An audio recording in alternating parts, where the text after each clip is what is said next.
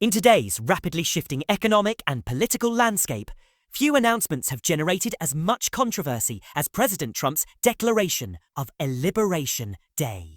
This event overshadowing even the latest headlines concerning a federal judge dropping corruption charges against his close associate, Eric Adams, Amazon's ambitious bid for TikTok, the emergence of bizarre new dance trends, and Tesla's notable 13% decline in its first quarter stock performance, has become the central focus of national debate.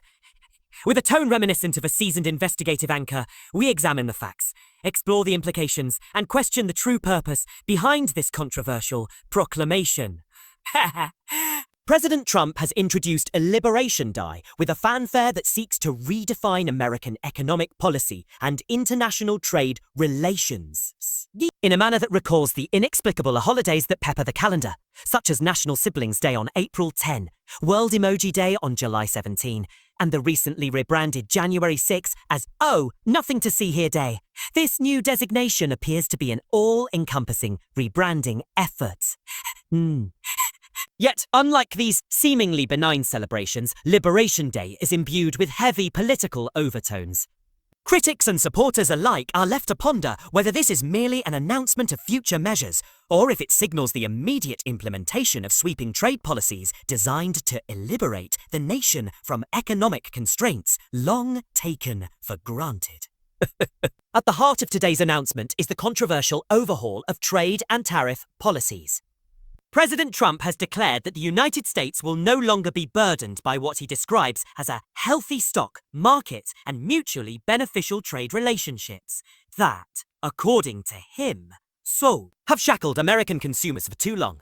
One of the more contentious points in his remarks is the promise to impose reciprocal tariffs on more than 100 trading partners. Among those targeted are major economic powers such as the European Union, China, Britain, and India.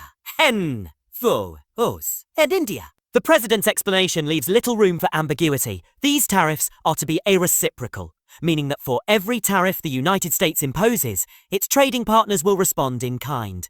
However, the details remain murky.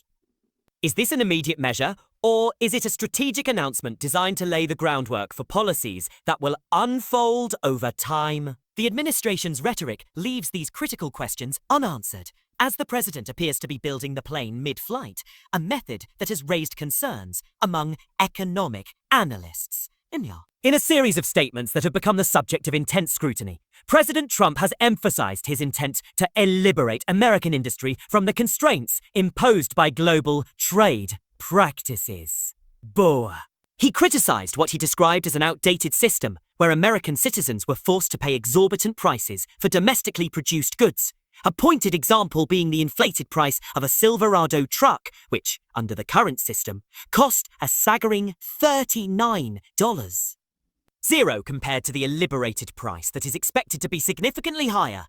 This stark statement is part of a broader narrative that positions the president as a champion of American industry, willing to sacrifice short-term affordability for long-term economic sovereignty. Yet, the implications of such measures are far from straightforward. The president's remarks extended to his views on international trade, particularly with nations in Asia. He lamented the historical treatment of the United States in trade dealings, claiming that Asian nations have not dealt fairly with American interests. In his view, the US has been taken advantage of for too long, and in response, his administration intends to treat these nations more generously. This promise, however, raises significant concerns. While it is intended to bolster American manufacturing, the reality is far more complex. Modern American vehicles, for instance, are not entirely produced on domestic soil. Many components are manufactured in Mexico and Canada, and vehicles cross borders multiple times before reaching final assembly in the United States. This intricate web of international supply chains challenges the president's portrayal of a purely American-made product, raising doubts about the efficacy of his proposed tariffs in truly protecting domestic industry. Beyond the theoretical debates on manufacturing and supply chains, the practical economic impact of these reciprocal tariffs looms large. The plan to impose a 10% tariff on a wide range of imported goods is expected to have significant ramifications for the US. For the US economy. If enacted, companies that rely on international imports, from automotive manufacturers to consumer goods retailers, will likely pass the increased costs directly on to consumers. How? Already, industry experts have warned that these measures could lead to higher prices on everyday items, ranging from vehicles and electronics to household products, such as Barbie dolls and Hot Wheels. For many Americans, especially those with low incomes, this additional cost is tantamount to a tax that could further strain their limited budgets. Historical parallels with the Smoot-Hawley tariff of the 1930s further complicate the picture. In that era, the imposition of steep tariffs on imported goods is widely regarded as a key factor that exacerbated the economic downturn following the market crash of 1929.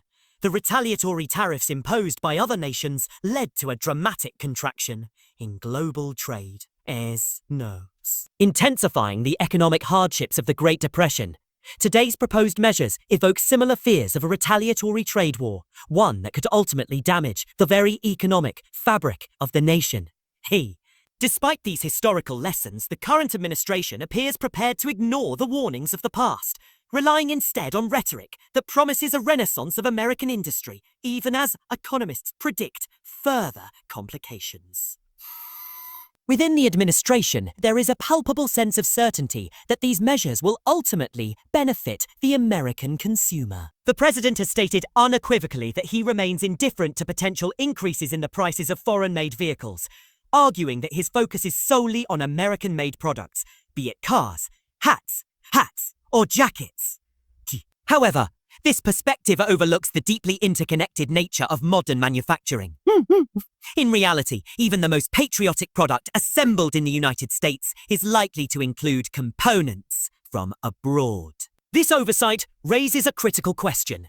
Does the president genuinely believe that the domestic consumer will bear the brunt of a policy that, in effect, raises the cost of nearly every import-dependent product?